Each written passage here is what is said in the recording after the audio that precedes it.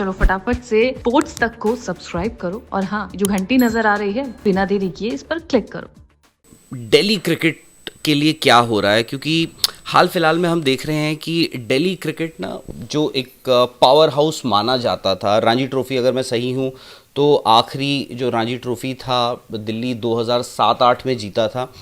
उसके बाद से अब तक रणजी ट्रॉफी का खिताब नहीं मिला है। तो क्रिकेट के लिहाज से दिल्ली क्या कर रही है, डीडीसीए क्या कर रहा है, डीडीसीए प्रेसिडेंट बतौर जैसे आप हैं, क्या है आगे का एक प्लान ऑफ एक्शन क्या है? देखिए, हमने पिछले कुछ सालों में पूरा स्ट्रक्चर रिवाइज किया है। Be junior cricket both on men women side, be Delhi premier league, be our club level cricket, number of games have been enhanced, technology is being utilise. उसमें क्या करा जा रहा है कि सिलेक्शन प्रोसेसेस चेंज हुए हैं। तो अब जहाँ जिस साल मैं इस संस्था से जुड़ा था उस साल से कंपैरिजन करें तो we are today in a much better position. We are qualifying tournaments, we are winning tournaments. मतलब विमेन क्रिकेट की बात करें तो जो 3 साल पहले क्वालिफाई नहीं कर रही थी, आज वो सेमीफाइनल फाइनल खेल रही हैं। 23 में हम अभी चैम्पियन बन के आए हैं। जूनियर साइड पे जो टूर्नामेंट्स 10-10, 11-11 साल से क्वालिफाई नहीं किए थे, आप उनमें क्वालिफाई कर रहे हैं और आगे नॉकआउट स्टेजेस पे खेल रहे हैं। इन द सीनियर साइड आपका सिमिलर सिचुएशन है कि आप 20 ओवर में आप फार बेटर कर रहे हैं, 50 ओवर आप क्वालिफाई कर रहे हैं। नाउ इट्स अ, देखिए, Rome was not built in a day. यहाँ पे जो प्रॉब्लम्स हुई हैं पास्ट में, उनको देखते हुए जो कोर्स करेक्शंस करे गए हैं, अब हम उन चीज़ों का रिजल्ट देख रहे हैं।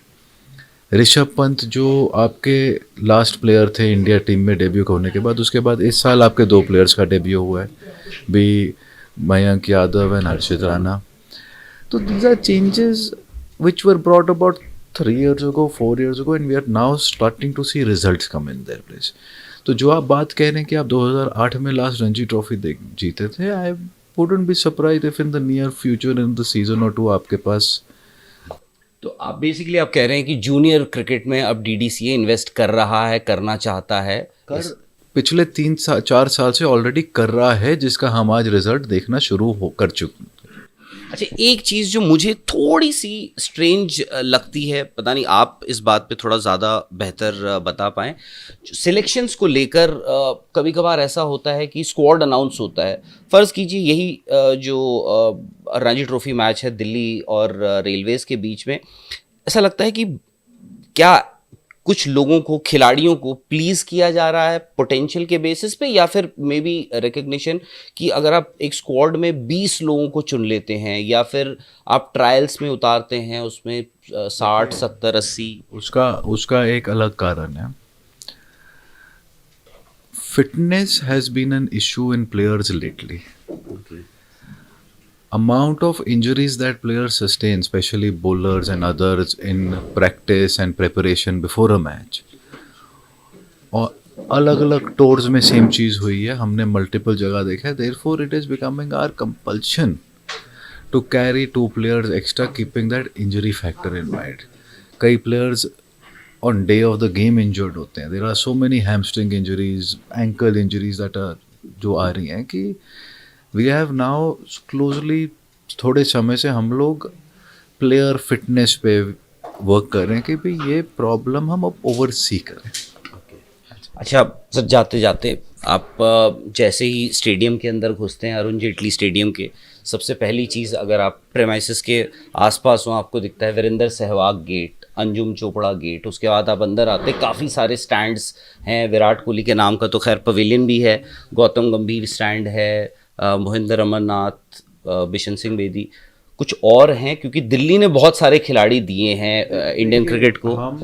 हम लोग एक कॉम्प्रिहेंसिव पॉलिसी पे काम कर रहे हैं, जिसमें जिन व्यक्तियों का रिकग्निशन होना है एक सिंक्रोनाइज ऑर्गेनाइज मैनर में किया जाएगा, एंड जल्द ही आपको उसके बारे में वो रिकग्निशन एज इन क्या होगा, कोई वो हम आपको बताएंगे। मतलब वो it is not see putting, देखिए नाम एक स्टैंड पे या गेट पे लगाने से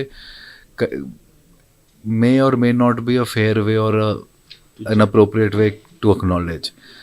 तो हम एक, अगर हम सबको acknowledge करना चाहेंगे तो फिर आपके कई स्टेडियम कम पड़ जाएंगे acknowledge करने के लिए, मतलब इतने स्टॉलवर्ड्स आ चुके हैं दिल्ली से. सो मेरा मानना है कि जो हमारी कॉम्प्रिहेंसिव पॉलिसी आ रही है इस विषय पे, उसके हिसाब से आपको इस बारे में पूरी जानकारी मिलेगी.